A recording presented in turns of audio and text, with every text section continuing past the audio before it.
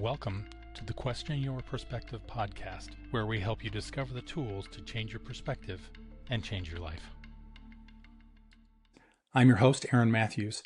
Today, we're continuing our exploration of perspectives by focusing on recruitment strategies for neurodiverse talent. We'll be zooming in on how to attract and hire neurodiverse individuals into your organization. Whether you're in the bustling streets of New York or the serene landscapes of New Zealand, these strategies are designed to revolutionize your organization. Last time, we discussed the basics of neurodiversity and its benefits in the workplace. Now let's get practical. How do we bring this rich diversity of thought into your team through recruitment? First off, let's define what we mean by talent. Traditional recruitment often looks for a fit in terms of cultural or social alignment, but with neurodiversity, we're looking for a fit in terms of cognitive diversity or skill alignment. Don't get me wrong, cultural and social alignment is still very important, but according to the Harvard Business Review article by Dr. Robert D. Austin and Dr. Gary P. Pisano from 2017, they said traditional hiring processes might screen out neurodiverse talent because they're not designed for this kind of diversity. Consider this. J.P. Morgan Chase's Autism at Work initiative has shown that when you adjust your hiring practices to be more inclusive, you not only expand your talent pool, but also bring in individuals who can significantly enhance your team's capabilities. So what does an inclusive recruitment strategy look like? Well, here are some steps. 1. Job descriptions.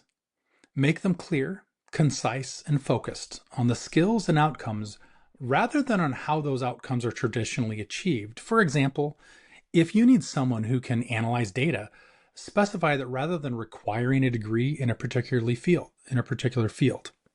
Number 2, alternative interview formats. Traditional interviews can be a barrier.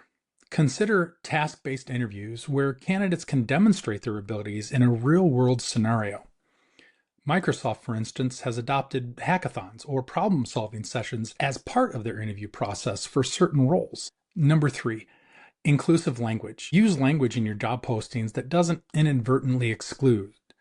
Avoid jargon or phrases that might be confusing or off-putting to neurodivergent applicants. And 4, accommodations. Clearly communicate the willingness to provide accommodations during the hiring process. This could mean anything from extra time for tests to providing questions in advance for those who might need it. Deloitte's report on neurodiversity highlighted that their neurodiverse team members often outperformed in areas like data analytics, quality assurance, and cybersecurity due to their attention to detail and unique problem-solving approaches. Of course, changing recruitment practices isn't without its challenges.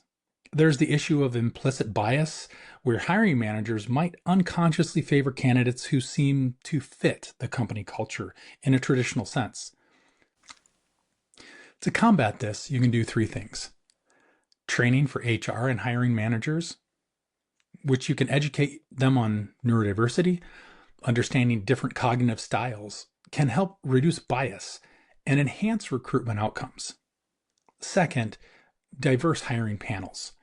Include neurodiverse individuals in the hiring process where possible. Their perspectives can help in evaluating talent more concisely and inclusively. Feedback loops is number 3. After hires are made, seek feedback on the recruitment process from the new employees.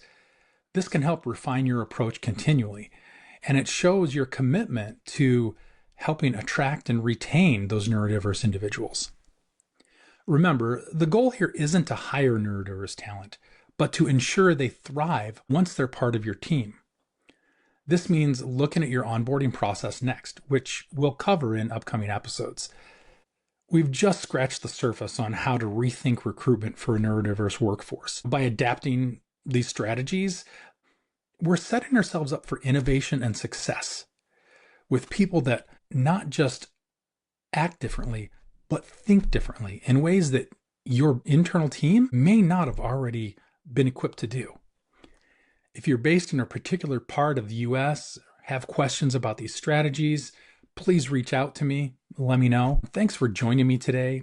If today's podcast has inspired you or piqued your interest in reshaping your hiring practices, you can always go and check out some of the links down in the description from Harvard Business Review, Deloitte, and Microsoft for additional insights. Remember, diversity in thought leads to diversity in success. I'm Aaron Matthews, and you've been listening to the Questioning Your Perspective podcast. Thank you and have a wonderful day.